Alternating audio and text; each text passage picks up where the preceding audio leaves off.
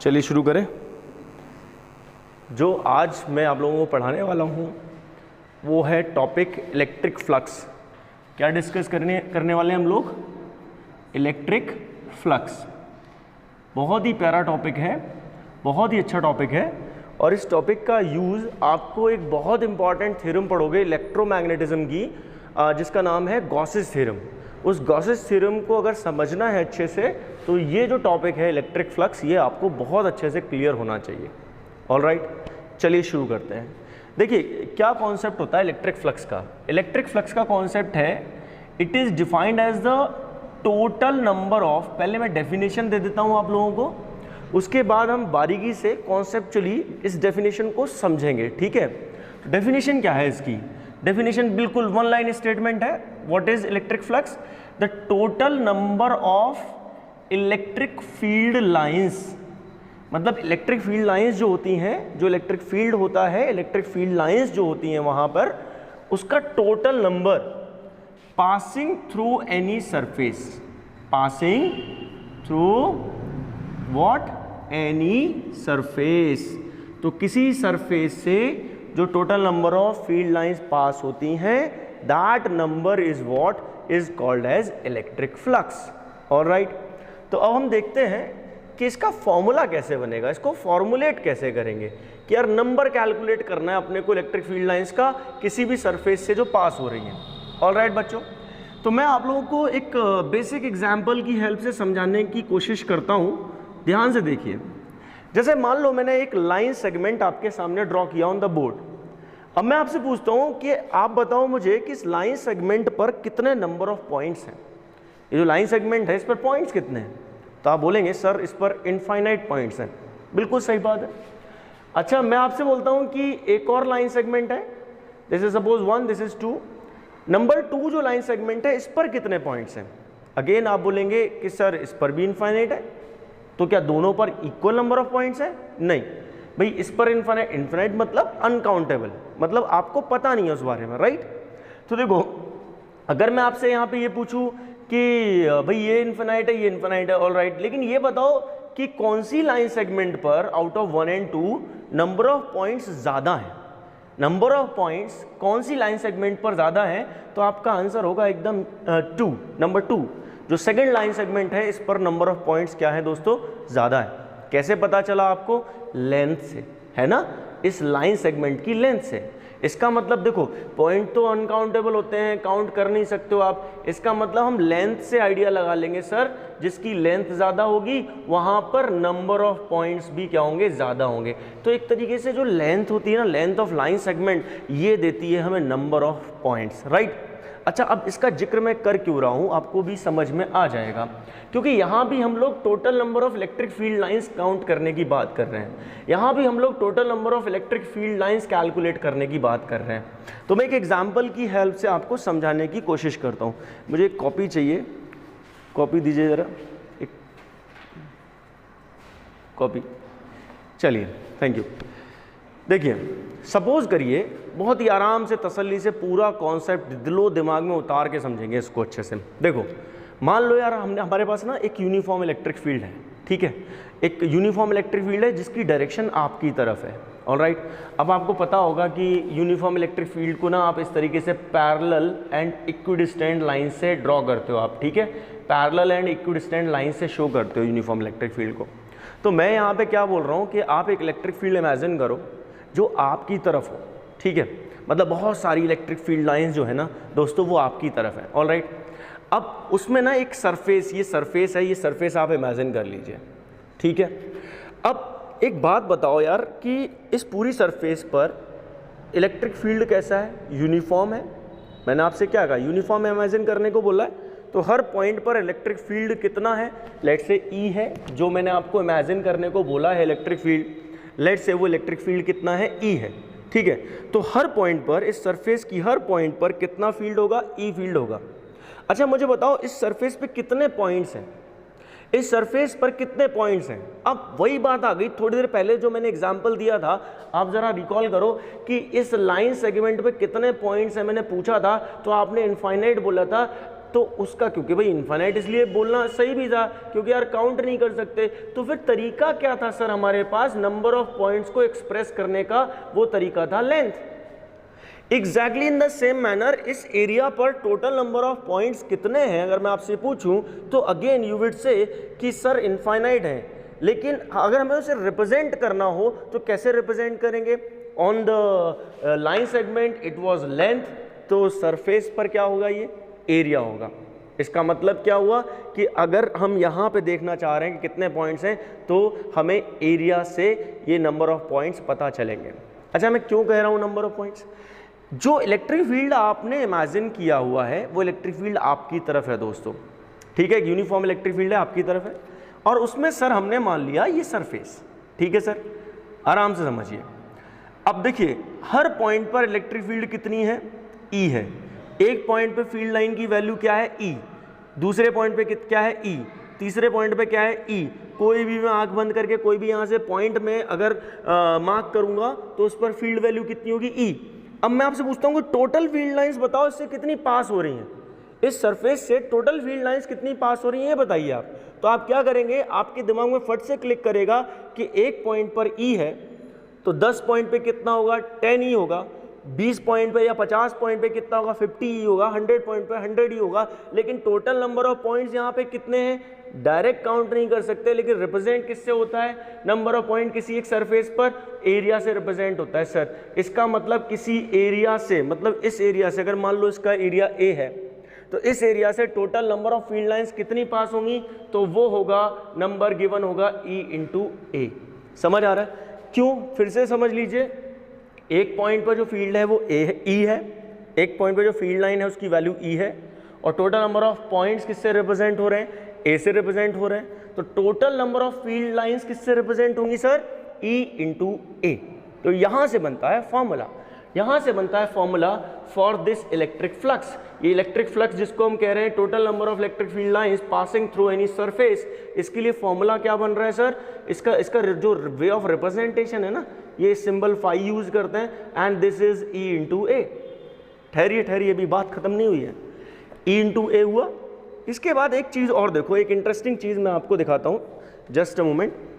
देखिए, एक काम करिए, यहाँ पे जो फील्ड आप इमेजिन कर रहे हैं एज इट इज़ रखिए, और जो मैं लास्ट वाली फील्ड लाइंस है ना उनको मैं यहाँ शो करता हूँ। एक फील्ड लाइन यहाँ शो कर दी और एक फील्ड लाइन यहाँ शो कर दी। ये क्या है?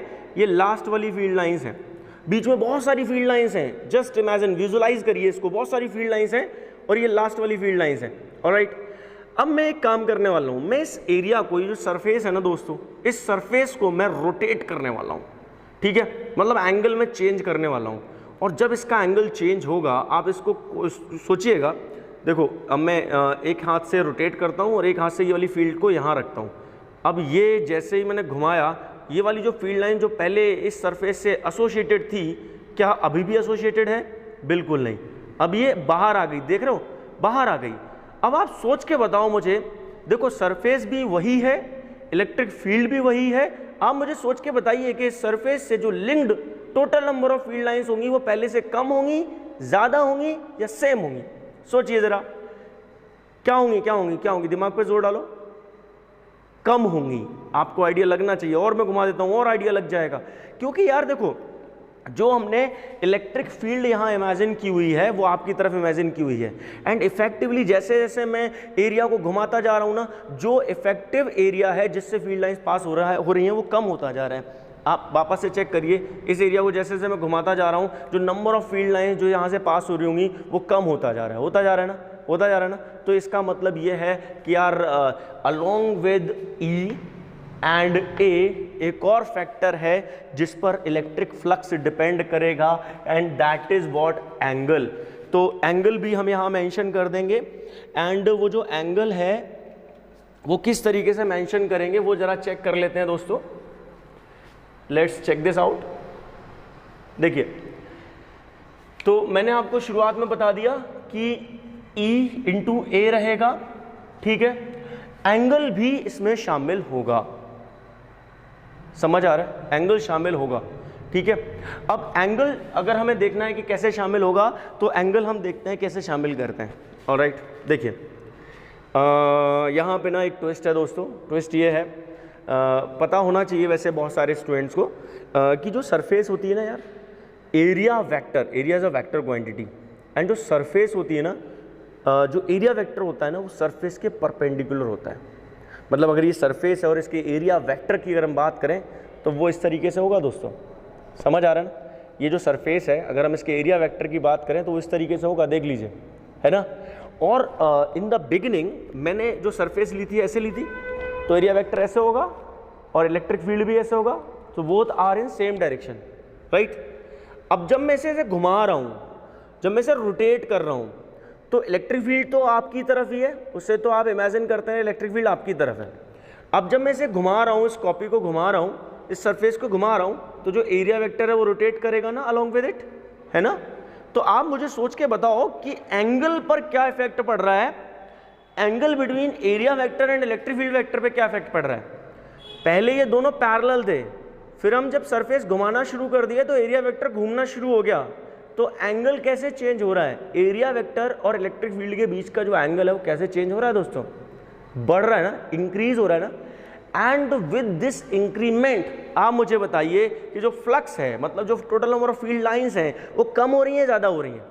बिल्कुल कॉन्सेप्चुअली जाके डिस्कस कर रहे हैं। एंड बिलीव मी, जब आप ये समझ लेंगे तो आपको बहुत सारे प्रॉब्लम्स जो इवन IIT JEE में पूछे गए हैं वो डायरेक्ट आप उनके आंसर कर पाओगे।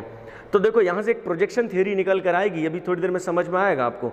तो जैसे जैसे हम एरिया को रोटेट कर रहे हैं ना, जो इफेक्टिव एरिया वो कम होता जा रहा है, इसका मतलब फ्लक्स कम होता जा रहा है ना। और आपको ये समझ में आना चाहिए, एंगल इंक्रीज हो रहा है, फ्लक्स कम हो रहा है, तो इसका मतलब यहाँ पे इस बिहेवियर को कॉस रिप्रेजेंट करेगा। बिकॉज कॉस के केस में जब आप एंगल इंक्रीज करते हो ना, तो कॉस की वैल्यू डिक्रीज होती है। एक्चुअली अब आप सोचेंगे कॉस ही क्यों, तो कॉस ही एकदम परफेक्टली सेटिस्फाई करता है इसे। कैसे, देखो अब मैं ऐसे कर दूंगा बिल्कुल सरफेस को, है ना, तो अब यहाँ पे मतलब इफेक्टिवली कोई भी फील्ड लाइन इस सरफेस को क्रॉस नहीं कर रही है। क्रॉस करने का, पास करने का मतलब समझते हैं आप, पास करने का मतलब है it is just like a gate. जैसे गेट होता है ना, डोर होता है ना, आपके रूम का गेट है, आपको उसे पास करते हो ना, आप एंट्री करते हो या एग्जिट करते हो, तो आप परपेंडिकुलर जाते हो। मान लो ये गेट है, आप यहाँ पे खड़े होगे और यहाँ ऐसे जा रहे हो, ऐसे जा रहे हो, तो क्या इस गेट को पास करोगे, क्या इस गेट को क्रॉस करोगे, नहीं करोगे ना, तो उसे पास नहीं कहेंगे, उसे नहीं कहेंगे पासिंग थ्रू द सरफेस, वो पासिंग वाला केस नहीं बनेगा। इसका मतलब अगर ऐसी सिचुएशन मैंने ली हुई है तो इलेक्ट्रिक फील्ड लाइन ऐसे मिलेंगी, अलोंग द सरफेस मिलेंगी, पासिंग वाला केस नहीं बनेगा दोस्तों। तो फ्लक्स, टोटल फ्लक्स यहाँ पे क्या कहेंगे, क्या कहेंगे, total number of electric field line passing through this surface कितनी है, 0 है। और आप देखो कि ये वाला केस कॉस से एक्सप्लेन हो रहा है कि नहीं हो रहा है, क्योंकि अगर आप देखेंगे एरिया वेक्टर ये है, एरिया वेक्टर ये है इस केस में, and electric field is still towards you, तो दोनों के बीच एंगल कितना बन रहा है सर, देखिए एंगल कितना बन रहा है दोनों के बीच, 90 डिग्री है। तो इसका मतलब क्या हुआ कि यार cos 90 भी 0 होता है और फ्लक्स भी हम यहाँ पे समझ रहे हैं क्या आ रहा है, 0 आ रहा है। तो एक्सप्लेन कर रहा है ना cos इसको perfectly, so that's why we use cos theta, तो ये कंप्लीट बन जाता है। अच्छा, यहाँ एक इंटरेस्टिंग बात मैं आपको बताना चाहता हूँ कि यार इसे ना आप ऐसे लिख सकते हो a cos theta, and if you remember कि अगर हमारे पास कोई दो वेक्टर होते हैं, a vector and v vector, angle अगर थीटा हो, और मान लो मैं a cos थीटा लिख रहा हूँ, मतलब a cos theta gives the component of a vector along b vector, ये वेक्टर्स में आप पढ़ते हो। तो बेसिकली इसको क्या कहा जाता है, इसको कहा जाता है ये है projection of a along b। ये क्या है, प्रोजेक्शन है, प्रोजेक्शन किसका, a का, किसके अलॉन्ग, b के अलॉन्ग, तो ये प्रोजेक्शन है सर, है ना। तो प्रोजेक्शन वाली बात यहाँ पे देखना, एक बड़ी इंटरेस्टिंग बात आपको सीखने को मिलेगी। मैं क्या करूंगा, क्योंकि मुझे पता है एरिया वेक्टर परपेंडिकुलर होता है सरफेस के, अब एरिया वेक्टर का कंपोनेंट लेना है a cos theta, this is what representing component of a along e। तो एरिया वेक्टर मान लो ऐसे है, अगर e के अलोंग कंपोनेंट लेना तो ये आएगा। अब इस कंपोनेंट से जो सरफेस शो होगी वो परपेंडिकुलर ही तो शो होगी, तो हम एक काम करते हैं, हम सीधा सरफेस का कंपोनेंट लेना सीखते हैं। मतलब जैसे इसे इंक्लाइंड रहेगा ना, इंक्लाइंड रहेगा ना सरफेस, तो आप क्या करोगे कि जो इलेक्ट्रिक फील्ड है ना उसके परपेंडिकुलर प्लेन में इसका प्रोजेक्शन देख लेना, इसकी शैडो देख लेना। मैं भी आपको क्वेश्चन करके दिखाऊंगा इस पर बेस्ड, तो आपको और अच्छे से फील आ जाएगा। मतलब जैसे ये बोर्ड ही है, अब जो आपकी तरफ फील्ड है उस पर ये परपेंडिकुलर है ना, तो आप एक काम करना, आप क्या करना कि अगर जैसे ये इंक्लाइंड है ना, तो आप क्या करो, आप इसकी शैडो इमेजिन करो बोर्ड पर, ठीक है। इसकी जो शैडो बनेगी ना बोर्ड पर, एग्जैक्टली वही एरिया प्रोजेक्टेड एरिया होगा, वही एरिया हमारे काम का एरिया होगा। मैं आपको एक एग्जांपल देता हूँ। जैसे मान लीजिए हमारे पास ना एक हेमीस्फेरिकल बॉल है, ठीक है, उल्टा रखा हुआ है कटोरा। इलेक्ट्रिक फील्ड यहाँ पर हमने इस तरीके से कंसीडर करी हुई है यूनिफॉर्म लेट से। अब आपसे कोई पूछता है कि बताओ इस कर्व सरफेस से लिंक्ड फ्लक्स कितना है, फ्लक्स कैलकुलेट करिए इस कर्व सरफेस से लिंक, या फिर आप बताइए कि कितना फ्लक्स होगा इस बॉल से लिंक। देखो बॉल में जब मैंने बॉल बोला तो ये प्लेन सरफेस तो होगी नहीं, केवल कर्व होगी, तो कर्व से लिंक्ड मुझे फ्लक्स देखना है दोस्तों। अब चक्कर में पड़ जाओगे अगर आपको ये प्रोजेक्शन थ्योरी नहीं समझ में आती तो। अगर समझ में आती है तो बहुत बढ़िया काम होगा, एक बार में आसान काम हो जाएगा। आप क्या करोगे, ये जो इलेक्ट्रिक फील्ड है इसके परपेंडिकुलर प्लेन इमेजिन करो फटाफट, और इस ये मैंने एक प्लेन इमेजिन कर लिया जो इस इलेक्ट्रिक फील्ड के परपेंडिकुलर है। इस प्लेन में इस कटोरे का, इस बॉल का प्रोजेक्शन देख लो, शैडो देख लो कैसी बनेगी दोस्तों। क्या ये सर्कुलर शैडो नहीं बनेगी? क्या ये रेडियस अगर आर है तो शैडो कैसी बनेगी? सर्कुलर बनेगी, और सर्कुलर बनेगी तो यही हमारे काम का एरिया है, ये पूरा a cos थीटा है, ये समझ लीजिए। और यही एरिया है तो डायरेक्ट, अगर ये रेडियस आर है ना तो ये रेडियस भी आर होगी, तो फिर ये डायरेक्ट एरिया निकल आएगा मेरे पास, that is pi R square, और फ्लक्स डायरेक्ट आ जाएगा क्या, E into pi R square. तो आई होप समझ में आया होगा आपको कि प्रोजेक्शन कैसे काम करता है, ठीक है। तो हम इसे फर्दर क्या लिख सकते हैं, ये जो फाई का फॉर्मूला है, we can write this as E dot A, क्योंकि यहाँ पे ये स्केलर फॉर्म बन रहा है, डॉट प्रोडक्ट बन रहा है, ऐसे लिख सकते हो। But you can not write flux all the time by this expression, because you may also find a case where electric field is variable. This was a case where electric field was constant. लेकिन अगर variable electric field है, let say अगर E क्या है, variable है, मतलब position dependent है, तो फाई कैसे लिखोगे आप, इंटीग्रेशन से लिखोगे, इंटीग्रेशन यहाँ पे यूज करना पड़ेगा, and this would be the formula. All right, unit वगैरह की बात करनी है तो यूनिट क्या होगी, यूनिट होगी फाई की यूनिट क्या लिखेंगे भाई, इलेक्ट्रिक फील्ड की यूनिट होती है न्यूटन पर कूलम, और multiply by area means meter square, and एक और यूनिट होती है वोल्ट पर मीटर। सोचिए आप इसके बारे में खुद से, ठीक है।